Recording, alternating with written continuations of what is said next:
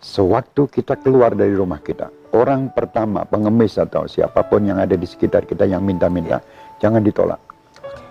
Walaupun dia datangnya mungkin dengan mercy. Misalnya seperti itu.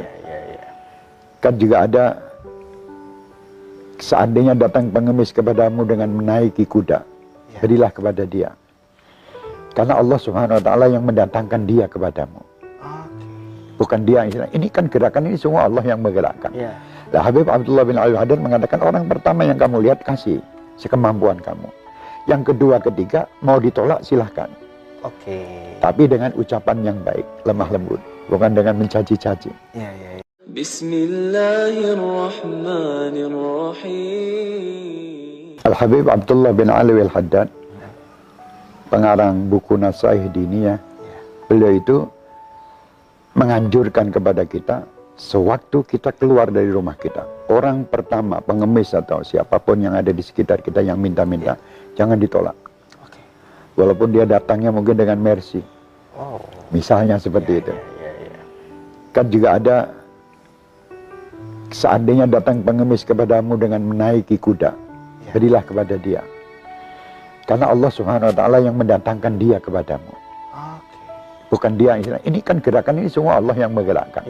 Nah, Habib Abdullah bin Al-Haddad mengatakan orang pertama yang kamu lihat kasih sekemampuan kamu. Yang kedua, ketiga, mau ditolak silahkan. Tapi dengan ucapan yang baik, lemah lembut, bukan dengan mencaci-caci. Boleh ditolak juga. Cuma memang kadang sekarang kita di zaman ini bingung gitu. Banyaknya orang, kadang ini sebagai profesi mereka untuk minta-minta. Kadang maaf-maaf di daerah kita ini ada satu bis nanti datang kalau hari Jumat. Mereka datang tok langsung ke masjid-masjid dan di tempat-tempat muslim. Dia selalu begitu. Kadang kita melihat orang seperti itu heran. Saya bukan tidak kita kasih tetap sekemampuan kita juga. Seandainya mau menolak, tolakan itu pun dengan ucapan yang baik. Cuman kadang kita nasihati. Kadang mereka itu di depan masjid.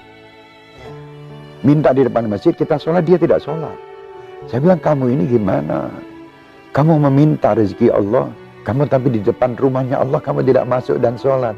Alangkah indahnya kalau kamu itu, boleh silakan kamu mau minta karena kamu memang ada kekurangan. Tetapi sholat itu lebih penting. Kadang tidak sholat. Tapi subhanallah, akhirnya dengan saya sering berguru sama mereka, sama yang pengemis-pengemis ini. Masa kamu lebaran orang semua senang-senang kamu duduk di sini dengan pakaian compang-camping? Apa ini ada pakaian seragam khusus? Saya bilang, kata boten Beb, kata enggak Beb, saya memang enggak mampu. Tapi sebagian memang kalau kita lihat ternyata mereka orang yang mampu. Mampu. Nah, bagaimana caranya? Ya sudah, kita adabnya itu. Orang pertama kita kasih dulu. Dan siapa yang mau kita kasih tidak ada masalah. Begitupun juga pemberian itu, Allah juga mereka datang dan kita juga dapat dari Allah, boleh. Tapi kalau menolak juga tidak bermasalah. Yang penting dengan cara yang baik. Nah, seputar tadi pemberian, entah mungkin bentuknya sedekah, infak, baiknya pemberian itu seperti apa dan bagaimana? Sebetulnya sebaik pemberian itu kepada orang-orang yang membutuhkan. Dan menyelesaikan permasalahan orang yang membutuhkan, itu yang baik pemberian. Misal ada satu orang, dia pekerja, dia terlilit hutang. Dia terlilit hutang dan kebetulan dia ini, subhanallah, mau bayar tidak bisa dan kerjaan dia berhenti kalau tidak ada modal. Akhirnya kita tahu kan, daripada kita memberi sana sedikit, uang yang muncul itu berikan kepada orang yang jujur ya. Ini orang baik, orang jujur, dia yang kasihkan dia sebagai modalnya dia. Itu lebih beruntung, lebih tepat. Karena nanti dia akan bekerja, dia akan berputar, dia akan mendapatkan duit dan dia akan bersedekah lagi.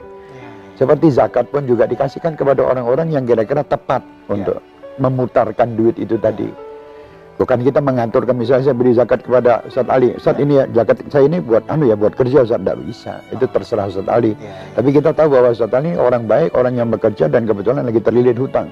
Nah, kita serahkan aja wungkul aja besar supaya hutangnya terselesaikan, Ustaz Ali bisa tenang dan bekerja kembali. Hasilnya nanti Ustaz Ali bisa membantu sekian banyak orang. Tapi boleh juga yang ada sedekah kita berikan, ya walaupun sedikit tapi banyak orang. Ada itu di kita bagilah.